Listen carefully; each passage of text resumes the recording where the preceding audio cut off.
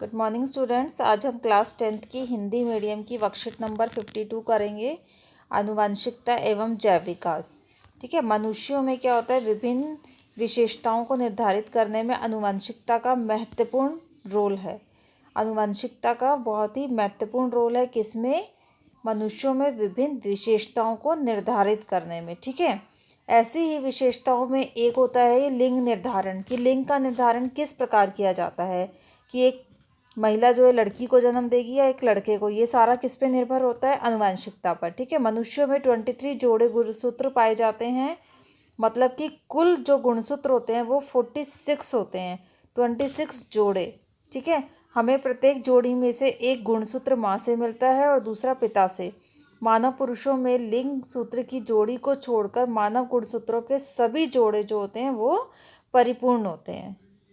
स्त्री में लिंग सूत्र का पूर्ण युग्म होता है, मतलब दोनों ही एक्स होते हैं, और पुरुषों में यह युग्म परिपूर्ण नहीं होता क्योंकि उसमें एक लिंग जो होता है सूत्र समान आकार एक्स का होता है और दूसरा गुणसूत्र जो होता है छोटा होता है, जो कि वाई गुणसूत्र कहते हैं जिसको। तो इससे हमने क्या समझा कि स्त्रियों में गुणसूत्र जो होते हैं एक्स एक्स होते हैं और पुरुषों में गुणसूत्र जो होते हैं एक्स वाई होते हैं। ठीक है, इसके बाद है युग्मनज के निर्माण के दौरान क्या होता है, एक बच्चे को माँ से हमेशा एक्स क्रोमोसोम मिलता है, और लेकिन बच्चे के पिता द्वारा प्राप्त गुणसूत्र वो क्या हो सकता है, या तो वो एक्स भी हो सकता है और वो वाई भी हो सकता है। अगर वो एक्स होता है तो क्या होता है कि लड़की पैदा होती है, अगर गुणसूत्र पिता का वाई होता है तो इसका मतलब कि बेटा होगा। ठीक है, बॉय होगा।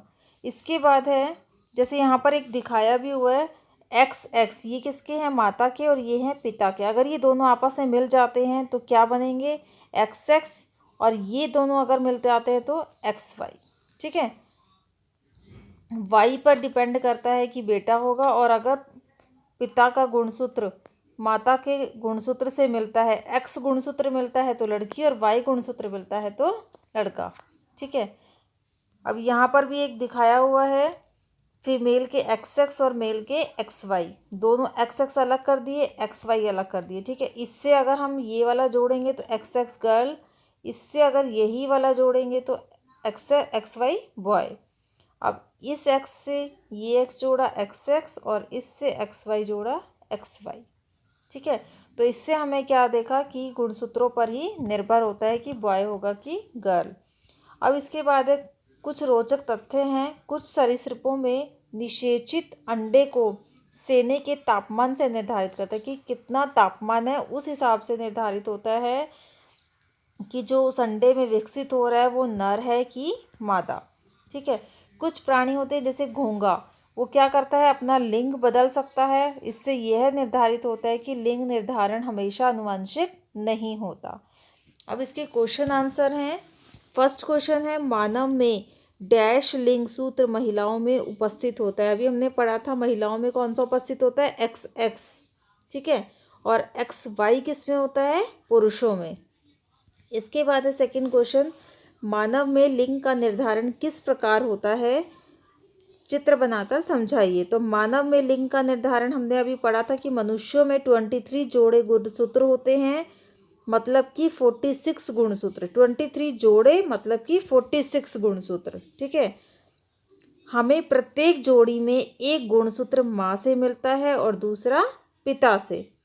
युग्मनज के निर्माण के दौरान एक बच्चे को माँ से हमेशा एक्स क्रोमोसोम मिलता है, लेकिन बच्चे का लिंग पिता द्वारा प्राप्त गुणसूत्र पर ही निर्धारित होता है।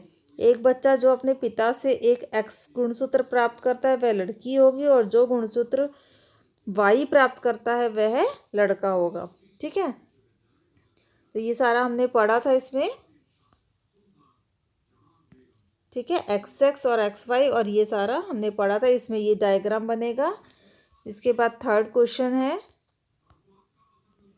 उपयुक्त, ये क्वेश्चन दिया हुआ है पर नंबरिंग नहीं है। उपयुक्त को पढ़कर मैंने लिंग निर्धारण के बारे में यह जाना कि बच्चे के लड़के या लड़की होने की संभावना समान है, और बच्चे का लिंग जो होता है पूरी तरह से पिता के द्वारा बच्चे को दिए गए गुणसूत्र पर ही निर्भर करता है।